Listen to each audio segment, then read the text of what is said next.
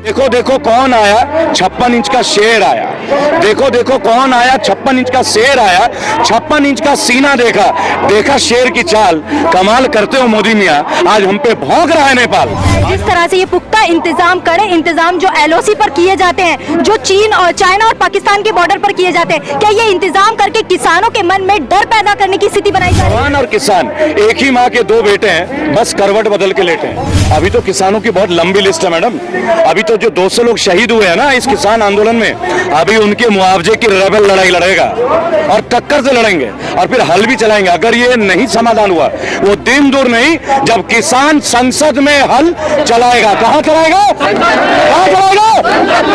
जो पड़ोसी नहीं संभाल पाए वो चले अमेरिका संभाल ले, जो देश नहीं संभालने के वो चले मंगल ग्रह संभाल ले। दिखा देने के बाद आपको तमाम बाज और गिद्ध वही नजर आएंगे। देखिए बिजली के खंभों में पता है क्या प्रदर्शित करती है, क्योंकि ये गाजीपुर की मंडी पीछे पड़ती है और मछली के और जानवरों के जो मृत अवशेष होते हैं उनके नोचने और खाने के लिए तमाम, देखिए आकाश भर चुका है। ठीक इसी तरह ये बीजेपी की सरकार है, आज इनके पास कुछ नहीं बचा, हमारे देश की धरती बची है। ये इनका आखिरी इन्वेस्टमेंट होगा, वो अदानी और अंबानी है जो ऊपर घूम रहे हैं। जुमले पे जुमले हैं इनके। अच्छा बजट आ गया, अच्छे दिन आ गए, 15 लाख मैडम आपके खाते में आ गए। नकली खबरों से सावधान, जैसे लिखा रहता है ना घर के बाहर, बीवेयर ऑफ डॉग, जो कुत्ते पालते हो दिखते हैं ना, बीवेयर ऑफ डॉग्स, उसी तरह बीवेयर ऑफ गोदी मीडिया।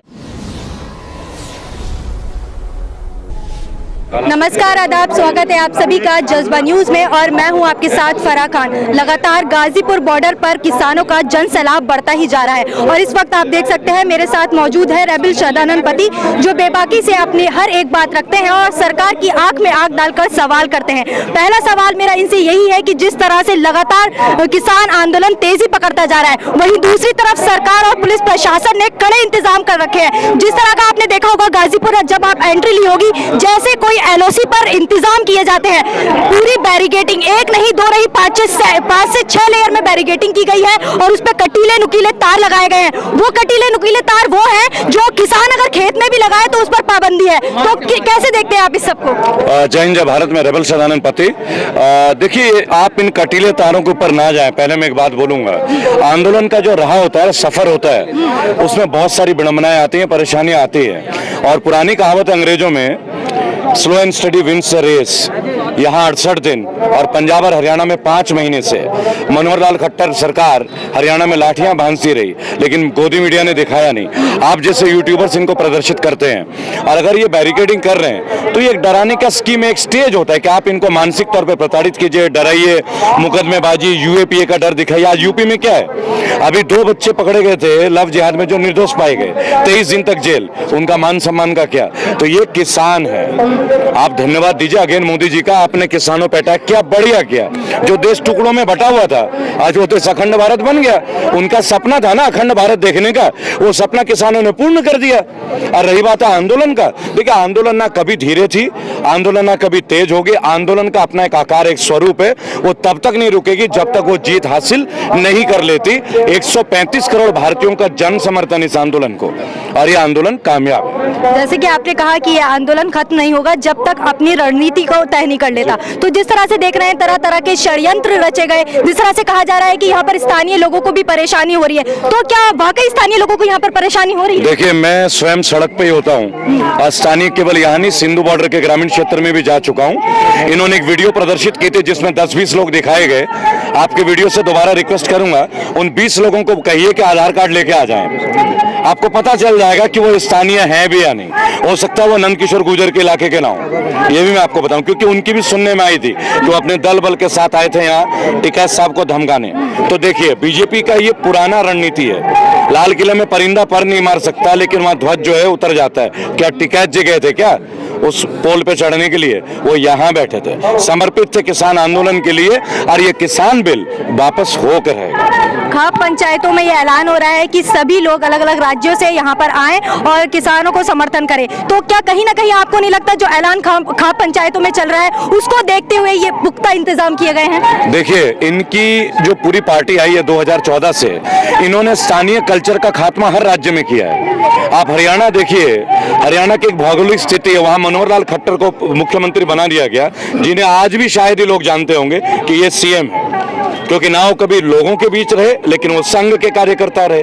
तो पहले तो यही नहीं समझ में आया कि बीजेपी की सरकार है या संघ की सरकार है, इनको ये चीज क्लियर करना चाहिए। दूसरी बात, किसानों का मनोबल घटाने के लिए ये अपना सब तंत्र लगा चुका, आगे भी लगाते रहेंगे, पर वो ये बात भूल जाते हैं कि किसान बाढ़ को झेलता है, सूखे को झेलता है, अकाल मृत्यु को झेलता है, फसलों के नुकसान को झेलता है। ये वो किसान है जो प्रकृति से लड़ता है अपनी फसल के लिए। तो इस गवर्नमेंट की तो औकात ही क्या है। आपने भारतीय जनता पार्टी के विधायक नंद किशोर गुर्जर की बात की, तो जिस तरह से उन्होंने, आपने देखा होगा 28 की रात जिस तरह से दहशत में बीती किसानों की, उन्होंने पुलिस के साथ आकर ये बराबर में खड़े होकर ये नारे दिए थे कि दिल्ली पुलिस हम तुम्हारे साथ है, लट बजाओ। और फिर से उनका एक वीडियो जारी हुआ है जिसमें वो कह रहे हैं कि यहाँ पर जो किसान बैठे हैं वो 101% आतंकवादी है और इन्हें जूते मार के भगाने का हम काम करेंगे। देखिए, मैं एक बात बोलूंगा, नंद किशोर जी कोई सरकार के प्रवक्ता तो है नहीं, उनकी व्यक्तिगत राय होगी कोई, लेकिन अगर उस व्यक्ति में जरा से भी व्यक्तित्व बची हो, वो एक बार इस भीड़ में आके इस शब्द को कह जाए। हमने एबीपी के रूबिका लियाकत को भी देखा, आधे घंटे में मंच खाली हो रहा है, आंदोलन खत्म हो रहा है। खत्म हो गया क्या? रूबिका जी रात के अंधेरे में आई, जब दूर तक कुछ नहीं कह रहे थे, कैमरा को उधर दिखाइए। अरे कहाँ दिखा रहे हो? बस को दिखा रहे हो? अगर कैमरा को दिखाना हो यहाँ दिखाओ ना। किसने कहा कि टेंट उखड़ गए? किसने कहा कि किसान भयभीत हो गए? किसान किससे भयभीत होंगे? जवान से।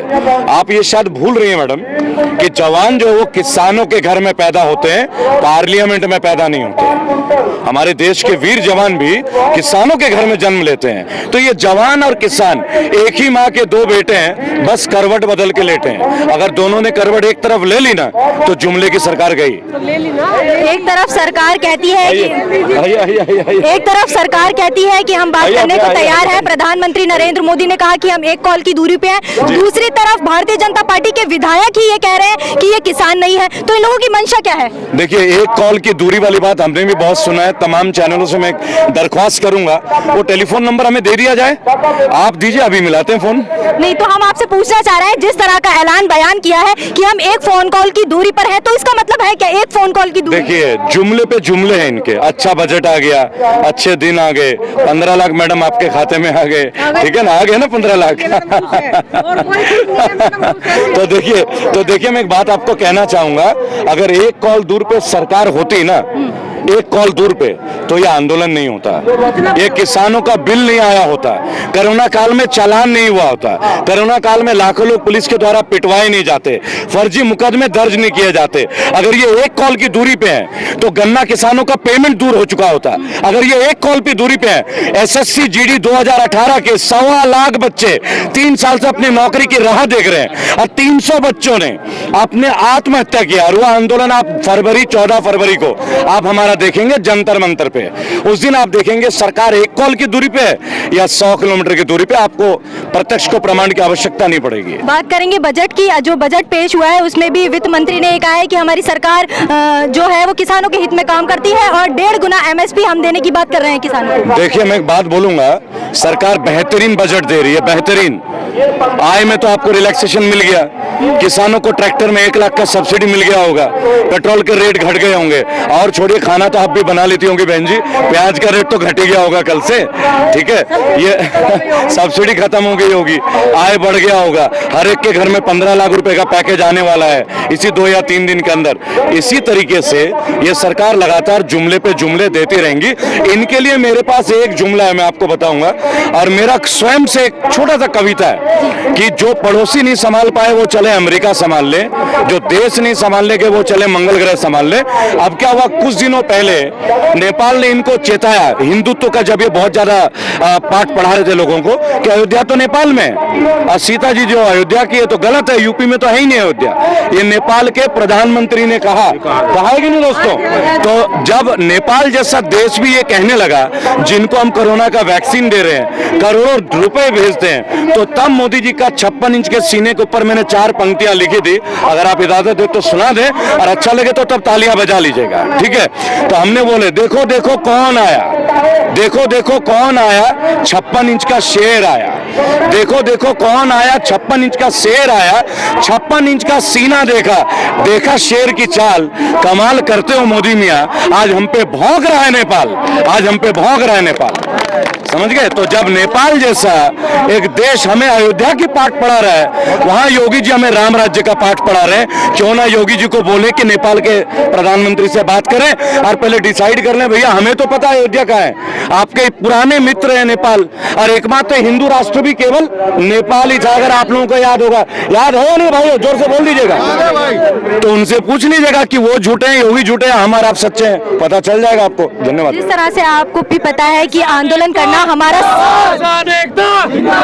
जिस तरह से आपको भी पता है और सबको पता है कि आंदोलन करना हमारा संवैधानिक हक है, तो जिस तरह की ये बैरिकेडिंग कीलें लगा दी गई ताकि लोग जो किसान है वो ट्रैक्टर ना लेकर आए, और आंदोलन को खत्म करने की भी लगातार षड्यंत्र रचे गए। चाहे आतंकवादी की बात करें, चाहे फंडिंग की बात करें, चाहे चीन पाकिस्तान का एजेंट कहा गया, बहुत सारे षड्यंत्र रचे गए और तरह तरह के नाम दिए। देखिए, प्रत्यक्ष को प्रमाण की जरूरत नहीं। अगर आप कैमरा एक बार ऊपर रोटेट कर दो ना, दिखा देना जरा क्या है, उधर दिखा देना एक बार, आपको तमाम बाज और गिद्ध वही नजर आएंगे। देखिए बिजली के खंभों में पता है क्या प्रदर्शित करती है, क्योंकि ये गाजीपुर की मंडी पीछे पड़ती है, और मछली के और जानवरों के जो मृत अवशेष होते हैं उनके नोचने और खाने के लिए तमाम, देखिए आकाश भर चुका है। ठीक इसी तरह ये बीजेपी की सरकार है, आज इनके पास कुछ नहीं बचा, हमारे देश की धरती बची है। ये इनका आखिरी इन्वेस्टमेंट होगा, वो अदानी और अंबानी है जो ऊपर घूम रहे हैं, मैं आपको बताऊं, और नीचे हम लोग हैं। तय हमें करना है, तय हमें करना है। प्रकृति ना हर तरह से जवाब देती है, आपको बस अपने इर्द गिर्द देखने की जरूरत है। बस गोदी मीडिया देखना बंद कर दीजिए,